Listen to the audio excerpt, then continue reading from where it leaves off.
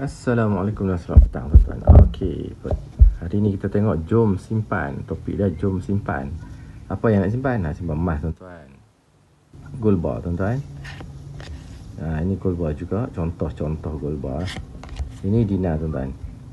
Bermula 1/4 dinar, setengah dinar, 1 dinar. Dan kalau tuan-tuan ada modal lebih, boleh naik 5 dinar dan 10 dinar. Okey. Kedua, tiada komitmen. Okey, tiada komitmen ni tuan-tuan nak simpan-simpan, tak nak simpan boleh. Tuan-tuan simpan setiap bulan, tuan-tuan cepat banyak emas. Tuan-tuan skip bulan, lambat dapat emas. Itu tidak komitmen. Dan tidak wajib beli setiap bulan. Tak wajib pun. Bulan ni tuan-tuan ada lebih, simpan. Tuan-tuan ada kurang, biar dulu. Bulan depan dapat bonus, hujung tahun dapat bonus, simpan lagi tuan-tuan. Okey, seterusnya simpan dan tunggu. Kita simpan ni berapa lama tuan? Sekurang-kurangnya disyorkan oleh pakar kewangan tuan-tuan. Kan? 2 tahun ke atas. Kalau tuan-tuan simpan dalam masa setahun ke bawah, 6 bulan tuan-tuan dah nak jual, belum disyorkan, tidak ada keuntungan tuan-tuan. Okey? Nak simpan apa? Simpan emas tuan-tuan. Ni, emas ni.